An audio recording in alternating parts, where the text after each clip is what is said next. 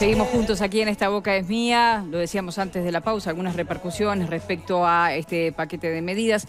Por ejemplo, a nivel de la Comisión Nacional de Fomento Rural se están demandando otras medidas que tienen que ver más que nada con lo estructural, que usted mencionaba antes de la pausa. Recordamos que está aquí con nosotros el subsecretario del Ministerio de Ganadería, Agricultura y Pesca. Dicen que demuestran la sensibilidad del gobierno, pero son medidas que no generan un alto impacto. Breve respuesta suya y vamos con el panel. Sí, a ver, nosotros trabajamos, obviamente, con un contacto muy estrecho con todo el sistema gremial, son interlocutores que son válidos y cuando hay un planteo de cualquier gremial, le corresponde a cualquier gobierno atenderlo y entenderlo. En ese sentido, coincidir de que hay que seguir trabajando en soluciones estructurales, quizás, y esto va a ser difícil, es muy bajo, muy poco marketinero, digamos, pero la solución estructural más importante que se pueda encarar es el propio ajuste de los sistemas de producción. ¿Qué quiero decir con esto? Si todos los años en verano tenemos seca, lo que hay que hacer y tratar de diseñar es que si yo tengo vacas, tratar de tener la menor cantidad de vacas justo en ese momento. Entonces, hay un trabajo a hacer y hay un trabajo de extensión muy fuerte a hacer con el plan agropecuario, con el INEA, en todos esos procesos de ajuste de los sistemas de producción para hacerlos más resistentes a estos temas. Y ahí Comisión Nacional es un aliado indiscutible para poder trabajar en este tema y sobre todo para aterrizar este tipo de cosas a nivel de los productivos.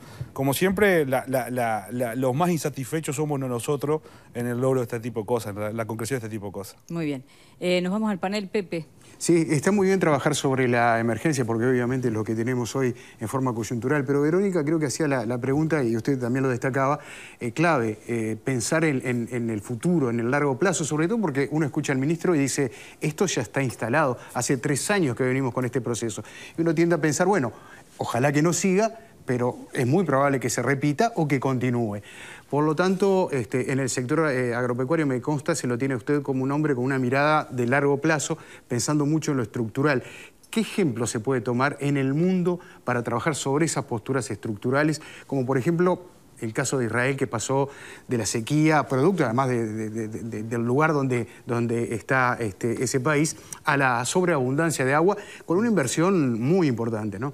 Sí, a ver, yo creo que ejemplos, uno nunca puede limitarse a mirar todo lo que pueda mirar para poder aprender y entender, sobre todo no de lo que hacen, sino de las cosas que hacen para que ocurran eso que estamos viendo. O sea, ¿cuáles son las condiciones que estados como el de Israel o otros ejemplos como Nueva Zelanda podemos traer arriba de la mesa? ¿Qué cosas hacen de manera de estímulo, de condiciones para que en definitiva se traduzca, digamos, esos cambios que nosotros vemos? Muchas veces tenemos el riesgo de injertar medidas que son en una realidad, injertarlas en esta, y ya tenemos ejemplos de que no son trayectorias exitosas ese proceso de injertar. Yo creo que ejemplos en el mundo podemos ver muchos, pero creo que tenemos que insistir en un proceso bien, digamos, uruguayo, de ir generando las condiciones ajustadas a nuestra idiosincrasia, a nuestras condiciones productivas y demás. Y en ese sentido,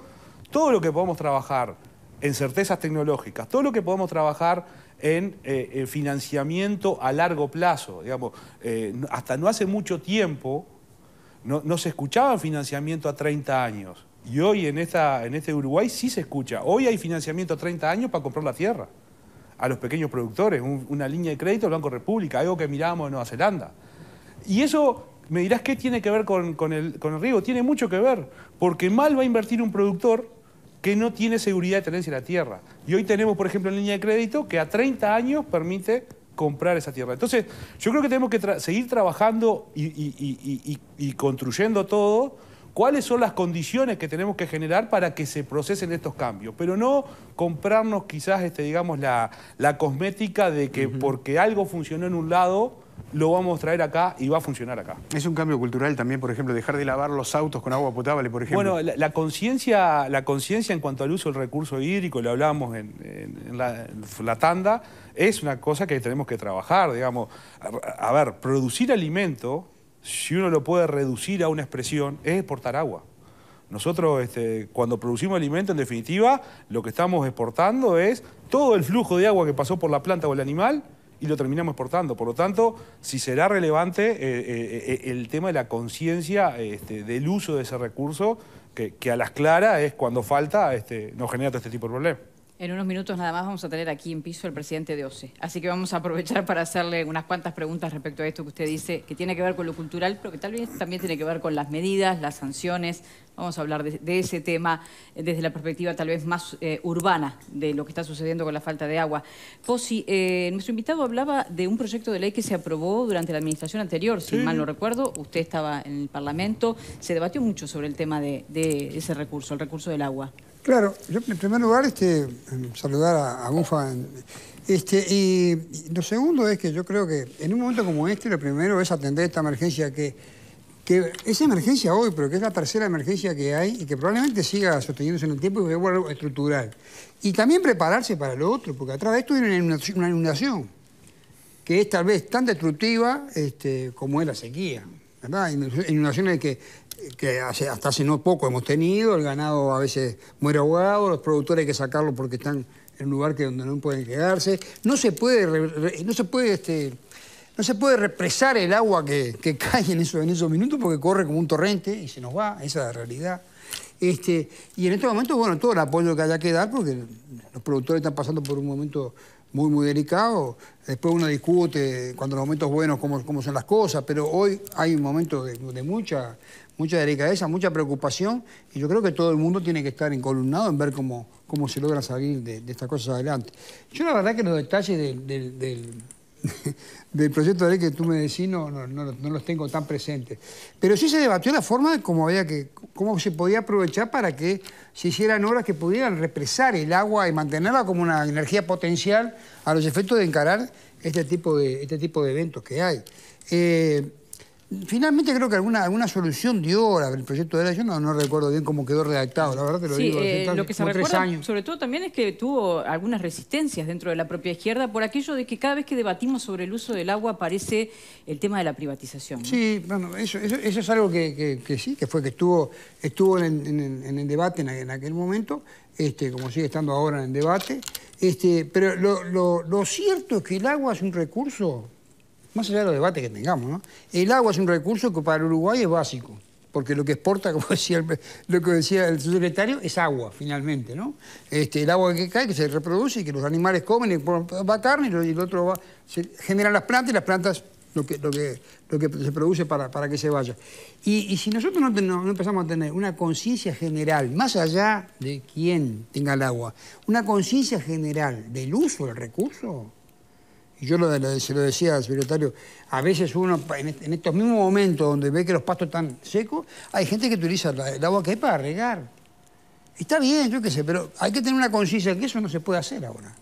Si no tenemos un presente como país, que eso tenemos que cuidarlo y ponernos todos de acuerdo en que tenemos que cuidarlo de alguna manera, porque puede escasear como puede sobreabundar en algunos momentos, y las dos cosas son extremadamente dañinas, no solo para el productor agropecuario, para todo el país, porque de ahí también salen una parte de los recursos que el país utiliza para pagar otras cosas que tiene que pagar. Si no todos tomamos conciencia de que ya el Uruguay no es aquel Uruguay en donde más o menos había una previsibilidad de las cosas.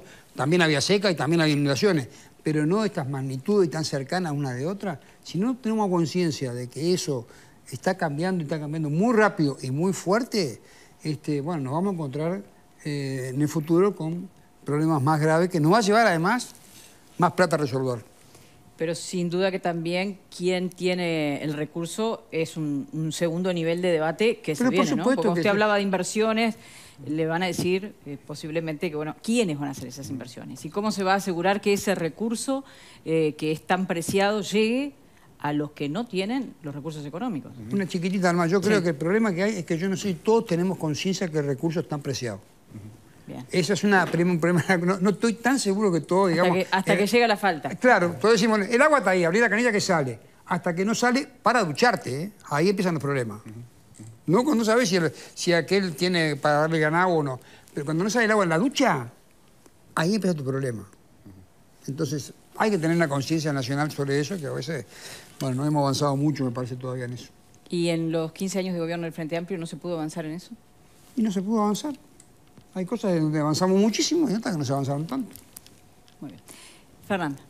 Sí, sin embargo, no hay duda de que el agua es uno de los grandes patrimonios del país. Y hace unos días escuchaba justamente al presidente Mujica hacer referencia a eso. Creo que es algo importante y que por suerte se está poniendo en agenda.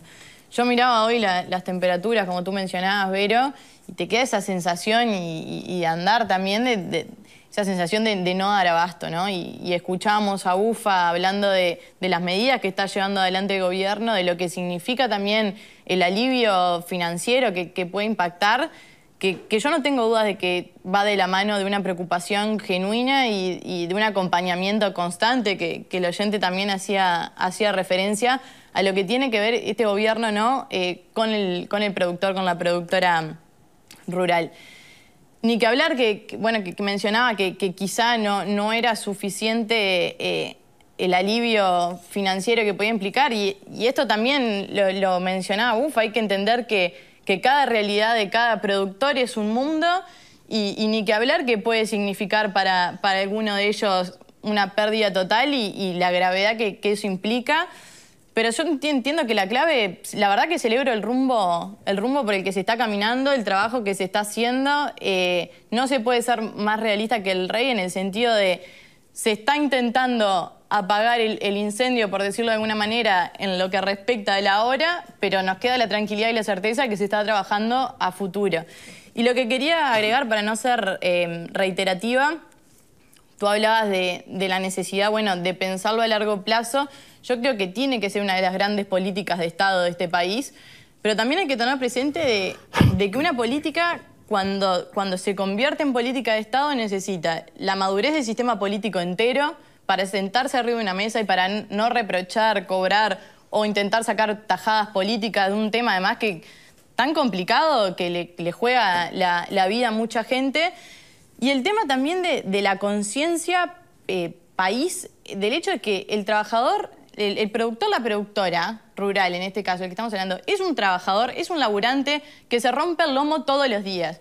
Y que hoy quizá estamos todos poniendo la preocupación y el ojo y siendo conscientes de lo que puede implicar, por ejemplo, ahora una sequía para estos productores.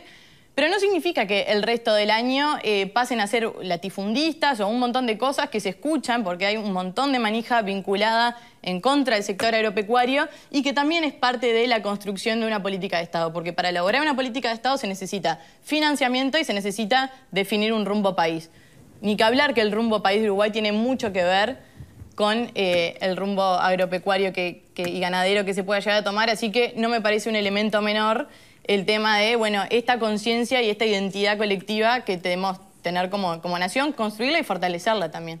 A propósito del tema político, se votó hoy un llamado a Comisión General en el Parlamento, Comisión Permanente, para el ministro de Ganadería, pero fue votado por unanimidad, ¿no? También sí, el oficialismo lo votó. Sí, hoy nos llegó un poco esa convocatoria y con gusto vamos a participar. Yo creo que es muy bueno que se genere ese tipo de instancia porque facilita el ir contando la situación como está, ir contando las cosas que se van haciendo y siempre recibir comentarios y sugerencias. Nos parece que es sumamente útil para todas las partes de eso. ¿Puedo hacer un comentario con respecto a...? Claro. No, ahí está bueno varias cosas que se mencionaron, pero una que quisiera rescatar es que a ver, que hoy estemos discutiendo este tema en un programa como este, tan visto digamos, y que llega a tantos hogares en Montevideo y en todo el país, me parece que es sumamente saludable. ¿Por qué? Porque yo creo que hay, como decía la panelista, que para diseñar política de Estado se requieren varias condiciones, pero una es los consensos sociales. Y yo creo que la enorme mayoría de los uruguayos entiende al sector agropecuario. O sea, el sector agropecuario, ahí hay un trabajador, hay alguien que trabaja todos los días y que es una palanca de desarrollo no excluyente para el país. Cuando hablamos de que el sector agropecuario le va mal, no se lo habla mirándose el ombligo. Cuando en Bichadero hay una seca, eso retumba en Rincón y Misiones. ¿Por qué? Porque si de ahí no sale un ovillo, probablemente no va a haber un especialista en marketing que diseñe la mejor campaña para vender mejor la carne. No va a existir el fletero que vaya de Bichadero hasta un frigorífico acá en Canelones, que vaya parando, comprando agua y unas milanesas en 2 panes para ir todo el viaje. Y no va a haber horas de trabajo del obrero del frigorífico. Por lo tanto, Cuando sucede que al sector agropecuario tiene este tipo de dificultades, es saludable que todos los miremos, no para como dije, mirarle el ombligo y decir, tú sos más importante que yo. No, no, no. Es que si a ti te va mal, a todos nosotros nos va a ir mal. Y tú no somos el más importante, pero tampoco yo. Somos todos relevantes en esta cadena, porque seguramente sin el experto de marketing, Uruguay no vendería la carne al valor que la está vendiendo. Pero usted entiende que hay, como decía Fernanda, ¿cómo era? Manija, muchas veces. Sí, no me acuerdo qué expresión usé, pero sí, muchas veces se fogonea ese discurso, ¿no? Del latifundista terrateniente, como haciendo una realidad colectiva de la minoría en realidad de este país, porque la gran mayoría son medianos y pequeños productores que dejan el lomo todos los días en su trabajo. Sí, acá, o sea, el sector agropecuario es una densa red de pequeños productores que están distribuidos a lo largo y ancho del país, y yo creo que me parece que lo que está bueno es dónde ponemos el acento. Yo creo que el acento hay que ponerlo en que todos nos concebimos como importantes para desarrollar el Uruguay y no que unos son malos y otros son buenos. Me parece que hay que poner ese énfasis en que nos necesitamos a todos en un país que de cada 10 dólares que exportamos, 8 son del sector agropecuario. Por lo tanto, si le va mal al sector agropecuario, más allá o más acá, va a terminar repercutiendo en todo. Pablo. Bienvenida a las medidas, es lo que tiene que hacer el gobierno. El que viene y el anterior, está perfecto. Si hay un poquito de espalda o voluntad, bienvenido sea para aquellos productores que están en esta situación. Pero esto es como un déjà vu. Yo todos los años observo lo mismo y hablamos de lo mismo. Y pasa el tiempo y otra vez lo mismo. Hay alguna mejora, algún proyecto, pero es todo medio aislado. Yo no veo una planificación ideológica que se adapte a la realidad de los cambios climáticos que tenemos hoy en día en este país. No por este gobierno, sino por varios gobiernos anteriores. No hay que olvidar que desde el 2000 a esta parte, las sequías agravadas han aumentado casi un 30%. Las sequías afectan al 40% de la población mundial. Esto no es nuevo. O sea, no es un tema aislado del Uruguay, lamentablemente. Según un informe de la FAO del año pasado, 700 millones de personas van a ser desplazadas de acá al 2030 producto de la sequía. Y en el 2050, 2/3 partes de la población mundial. O sea, es un hecho grave. Es un hecho que si no le prestamos atención y tenemos una política de Estado, no solo a nivel nacional, sino regional, esto no se soluciona. Yo no lo soluciono con una línea de crédito, no lo soluciono con postergar pagos, no lo soluciono, son parches, porque el año que viene estos productores van a estar exactamente en la misma situación. Y lamentablemente, un tropezón y otro tropezón y no van a poder levantarse. Eso es una realidad. Pero entonces tendríamos que empezar a tomar medidas un poco más concretas, a tener hechos o una política de Estado que sea concreta, una política del manejo de las aguas un poco más fuerte. Invertir en esto, porque esto hay que invertir. Porque si no se invierte, nos quedamos en los hechos. Esa es la realidad. El año pasado, en noviembre, por allí se hizo una cumbre sobre el cambio climático en Egipto. Participaron 29 países, entre ellos Argentina y Chile de la región. Pero participaron, pero se comprometieron a firmar acuerdos, cumplirlos y que sean vinculantes y a poner dinero. Porque si no se hace de esa forma, queda como aquel congreso que se hizo a 149 países por el cambio climático hace un par de años y no era vinculante para nada. Todos se comprometieron a todo, pero no pasó absolutamente nada. Entonces, creo que hay que tener una política de verdad, no quedarse en palabras. Que comience con este gobierno, pero que continúe con los otros gobiernos, pero cuesta plata. Entonces hay que ver qué es el costo político que se tiene también en eso. La pregunta es, porque gran parte de la sequía es producto de la deforestación, ¿no? Eso es así. Todos tenemos presente lo que es la deforestación del Amazonas. ¿El Uruguay ha hecho algún estudio en particular sobre la forestación de especies no autóctonas en el país y la incidencia que eso trae en el cambio climático? Sí, tu pregunta tiene como dos componentes, una de encuadre y otra bien específica. Exacto. En la de encuadre no puedo estar más de acuerdo contigo. O sea, acá, digamos, la gestión del agua, eso implica una política de Estado que como política de Estado le tiene que pasar lo más lindo, que nadie se considere dueño y todos seamos parte. Entonces me parece que eso no puedo estar más de acuerdo contigo y eso hay que arrancarla ahora y seguirla para adelante y nosotros estamos estribando sobre cosas que se hicieron atrás. Entonces, en eso 100% de acuerdo. Lo segundo es, tú hiciste alguna aseveración de que la sequía o este cambio climático responde a un único factor. Digamos, yo no soy el más indicado para contestar ese elemento, de que la sequía es por la deforestación. Habrá otras personas... Es una de las causas principales. Sí, vos hablas en realidad que tal vez del cambio climático en general, ¿no? El cambio climático Y que sus trae el diferentes efecto de la repercusiones. deforestación, trae la sequía, el efecto de la niña. Claro.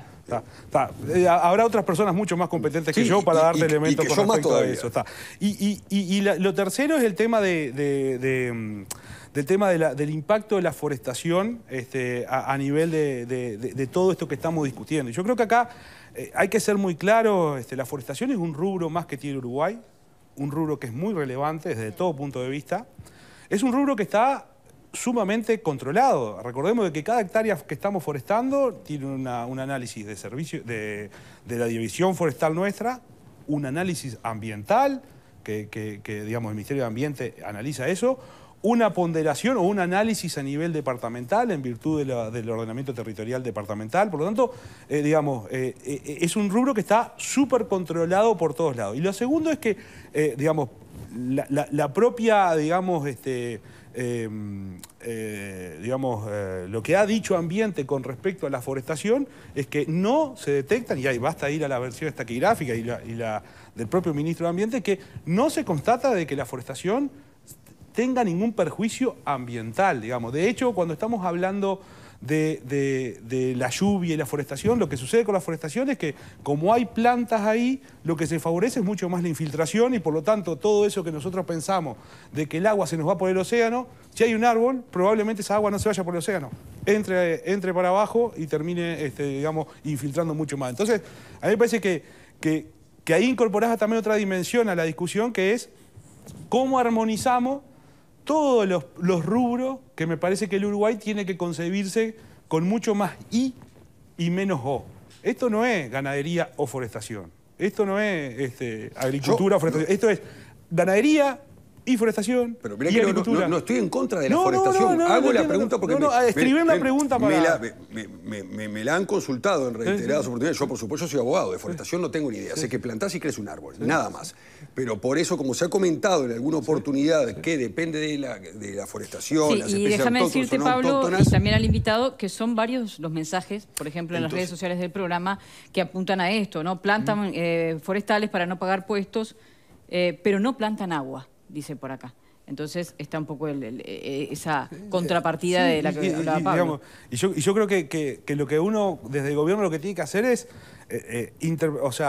tomar esos elementos, porque claramente, o hay falta de información y más, lo que hay que hacer es informar, meter mucha ciencia, porque cuando no está la ciencia, se terminan decidiendo o diciendo con creencia. Entonces, en ese sentido, me parece que ahí yo lo que tomo todos esos mensajes, y te voy a pedir que llevármelo, claro que sí, para generar mensajes que contribuyan a que la gente tenga más elementos y después piense lo que tenga que pensar. Por eso la gente Muy bien. Subsecretario del Ministerio de Ganadería, Agricultura y Pesca, muchísimas gracias por acompañarnos. Y bueno, queda pendiente esa conversación más extensa de lo estructural, ¿no? Bueno, a las órdenes, como siempre, agradecerle la oportunidad, agradecerle a los panelistas. Me parece que esto contribuye enormemente a que el agro esté presente en un horario central en todas las familias uruguayas. Hacemos nosotros una nueva pausa. Ya está el presidente de OCE.